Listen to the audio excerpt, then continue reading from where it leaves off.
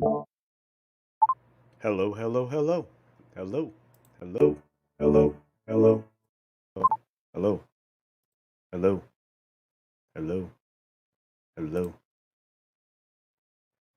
You guys hear me? I don't know what's going on. Hopefully it works.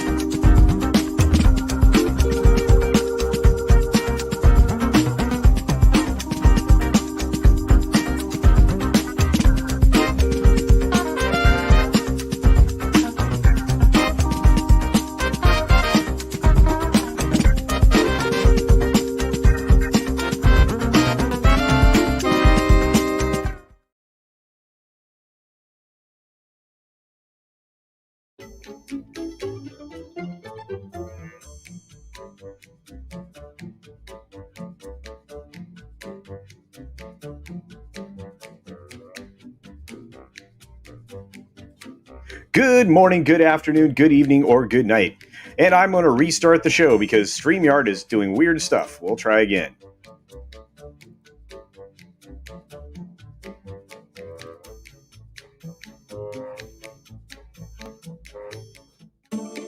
Good morning, good afternoon, good evening, or good night, wherever you are and whenever you're watching. Thank you for trying attempt number 2 at the 6-Minute Daily.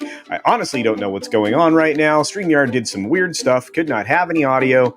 It was weird. I mean, in the background, I kept trying to get the stream to start. There's lots of crazy things happening.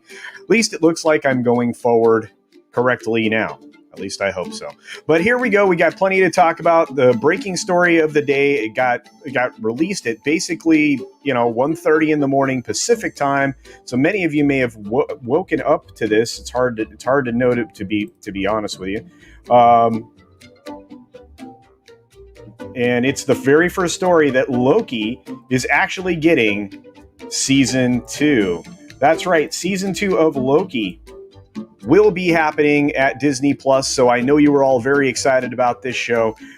Be further encouraged that you'll get the same kind of stuff out of this show there. More filler in between films, and more of a separation from what the comic lore was. In fact, I now fully understand what Kevin Feige was talking about. So here we go. Disney's Xenia Muncha and Alan Braverman to retire at the end of the year. Bob Iger's inner circle leaving with the boss, Bob Iger. And, this is a real shame, but, they're probably past their expiration date as far as Disney executives go. They do like to have a path for people to exit at a certain point in time. And it makes a lot of sense. If you're Bob Chapek, you kind of want to have the board of directors, give you some guidance on the people that should be supporting you. Of course, this is bad if there's, some ideological bent to all of this, but overall, we'll have to see what happens here. But this is what's happening at Disney. LeBron James is actually in early talks with Nike and others to sell his Spring Hill company. It's currently valued at about $750 million. I can see why this would be decent timing for that. We'll have to see what the performance ends up being for his film project, Space Jam 2. I think this film will also underperform as is expected, even though it is one of the few films recently that the major studios have going in China, at least as of right now. We'll have to see.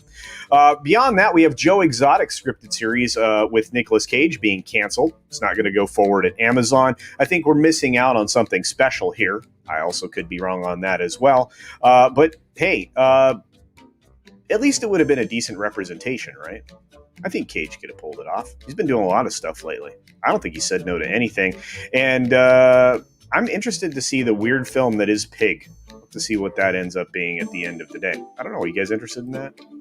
After that, of course, we have the indie film and TV studio A24 exploring a sale for around $3 billion. It's kind of interesting. A lot of these, they'll float these ideas of a sale in order to get, partnership money, people that come in and partner up with them. So it would be good.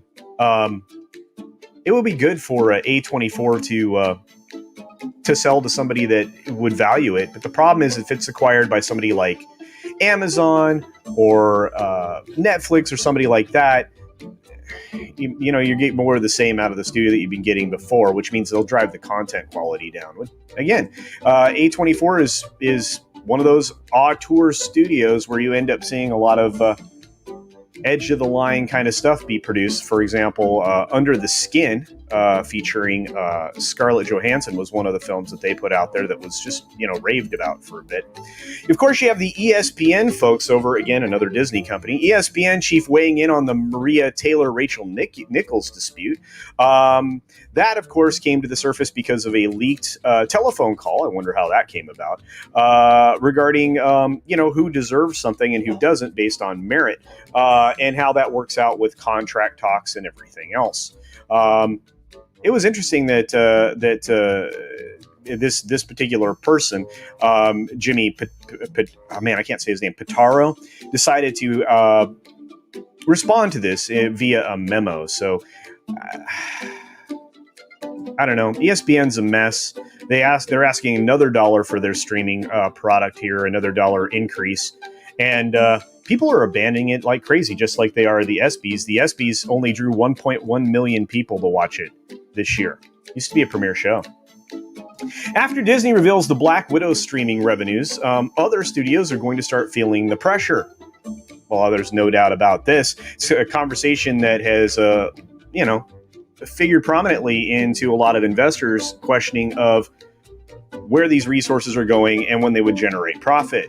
For Disney to do this, they were pretty desperate to pump up this film. And, with the 50% predictable box office fall off that they'll have in the second weekend, you're going to start seeing studios being asked to release their numbers. They're not going to want to. Anyway, this is a very disjointed 6-minute daily, and I apologize. Again, I don't know what's going on. Everything that could go wrong did. But hey, I'm glad you're here. We'll do better tomorrow. Be sure to take care of yourself. Take care of others. Wash your hands, of course, because it's good hygiene.